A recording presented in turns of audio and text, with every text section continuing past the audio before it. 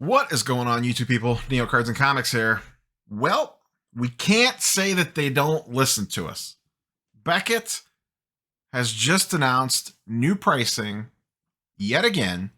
I got an email from them just a little bit ago, and then they just posted this on Instagram about an hour or so ago as well.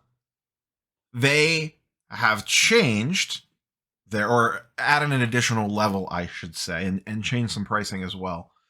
The previous, they rolled out that $18 per card without subgrades as kind of like a low cost option. You know, we talked about it on two videos last week, in the Fix It video and when this pricing initially rolled out. Myself and in the comments and a lot of other people were a little critical of the $18 a card with no subgrades. A lot of people don't like, that's a non-starter for a lot of people, no subgrades on a Beckett slab. The people wanted a cheap option with subgrades. Like, it only, like, don't run away from the subgrades, double down on it. And shout out to Beckett. They have listened to the feedback that the hobby has given them, and they very quickly added $22 per card with subgrades. Minimum 10 cards, 30 to 60 day turnaround time, 1981 to present. Says limited time offer. Who knows what that actually means? If this is successful, I don't see it going away. We'll see what happens there. Maybe it'll depend on how much demand they get and how popular this ends up being. So $22 a card with subgrades, that really puts them into the equation now when you're debating which company to send a card to. Anyone that's watched the channel for a long time knows one of the sayings that we have around here is that, you know, grading companies are a tool. Use the right tool for the job. And really, all four are very viable depending on what you are doing. In my opinion, if you're not leveraging all four of the companies, then you're probably doing something wrong if you're grading a lot of cards. I get that there's a lot of people that are like, nope, it all goes to PSA, it all goes to SGC, it all goes to CSG, it all goes to Beckett. But in all reality, you should be spreading the cards around for what makes the most sense with a certain company, depending on the card itself. At $22 with subgrades, this is very competitively priced with SGC. You're paying a little bit of a premium because SGC with a 10 card minimum, I think it drops down a couple bucks in price.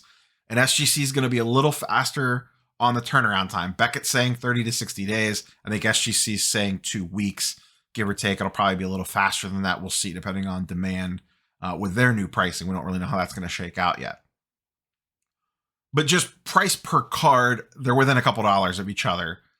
SGC has them beat on turnaround time. Beckett, most people feel Beckett is a more liquid card on the secondary market, even though a BGS 9.5 and an SGC 10 will typically sell for around the same amount, give or take 5 to 10% either way. Sometimes I see BGS 9.5s outsell SGC 10s, and it's usually just by a couple bucks. And then I also see SGC 10s outsell BGS 9.5s sometimes as well. Once again, just kind of depending. But last I looked, it is relatively about the same, give or take a few percentage points one way or the other. But I think most people feel that a Beckett slab is easier to move out of a case or, you know, sell it, trade it, whatever, on the secondary market versus an SGC slab. Now, the mindset might be shifting on that as SGC has definitely become more and more front of mind, I guess, or more commonplace with ultra modern cards over the last year or so. But generally speaking, I think it's still easier to move a Beckett slab than an SGC slab. So if you're willing to sacrifice a little bit of turnaround time, depending on what you're sending in, once again, you know, I'll go back to the baseball example. People love first Bowman autos in Beckett slabs. I don't know that I need to rush a 2020 Bowman Sapphire baseball prospect or regular Bowman first Bowman auto off to SGC and have it back in a week, when realistically, I probably don't want to sell that card until January or February or March to begin with, when prospect season heats up in spring training. So if I send it off to Beckett at 30 to 60 days, I am fine if it takes 30 to 60 days, and it may even end up being faster than that. Regardless, it's nice to see the $22 option. When you're talking about competing with PSA, they obviously have the $18 bulk option, but you're restricted by a $200 declared value on that. So now you start looking at $30 value or $50 regular service, and then you're comparing that to this $22 service.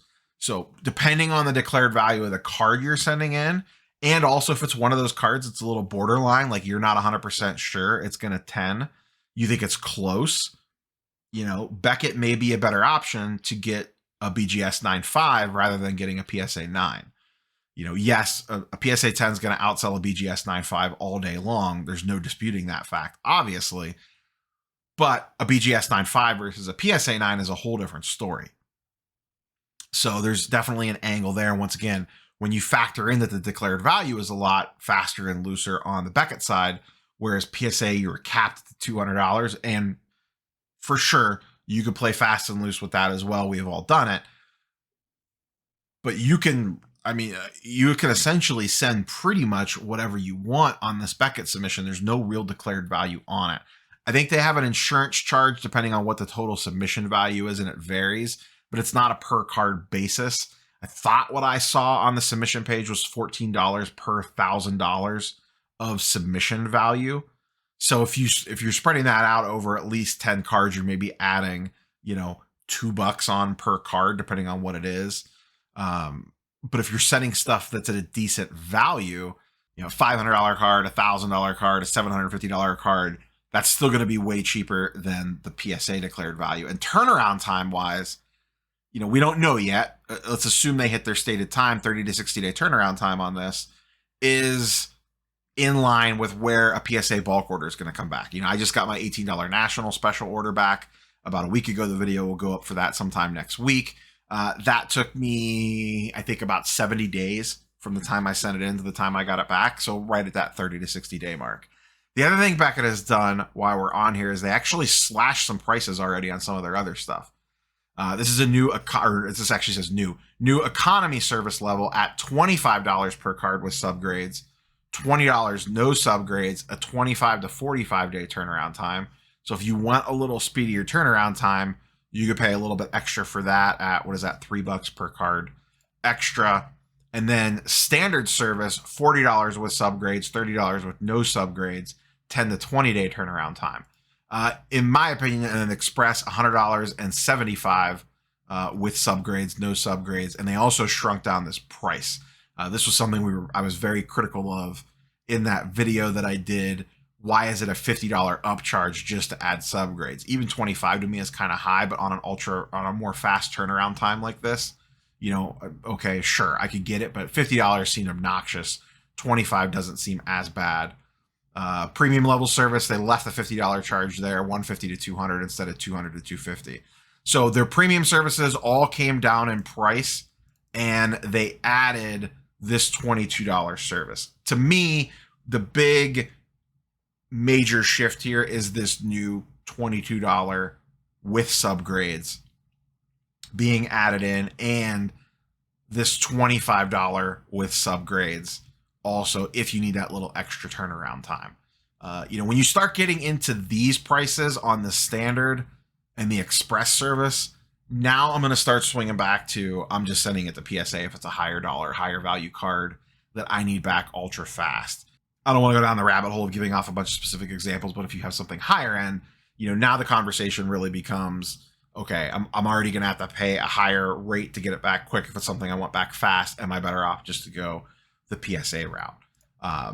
But once again, is this going to, they're not dethroning PSA anytime soon or anything crazy like that. But I do think that this helps put them more competitive line with SGC. I think it makes sense. It opens the door for a few more cards. Like if I had a pile of random modern, ultra modern cards, say a bulk of them were going PSA's way, I think this opens the door up for some of those to go Beckett's direction now that previously it really wouldn't have made a lot of sense for, because I'm not sending to Beckett at $18 a card with no subgrades. $22 a card with subgrades, a little bit of a different story. Now that opens the conversation up for some things to go their way. Baseball prospects, autograph cards, something that's kind of borderline. Do I think this silver Evan Mobley is going to PSA 10? I think it's a 9.5. It's very borderline. Maybe I'm better off to send that off to a Beckett, or once again, SGC 100% viable here as well. And then you still have CSG as the wild card. And for low end stuff, they are still the cheapest with their new bulk pricing at, what is that, $12 a card, I believe, was where CSG bulk pricing is at currently. So you still have that as like the ultra low level. Hey, I just, base cards, stuff like that as an option as well.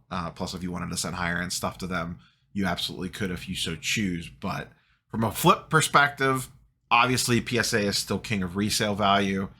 Then Beckett and SGC are very close, and then CSG is a little bit behind them.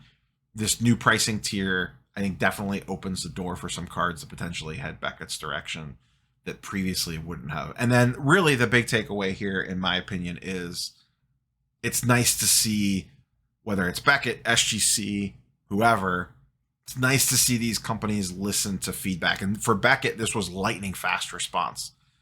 They brought out these services a little over a week ago.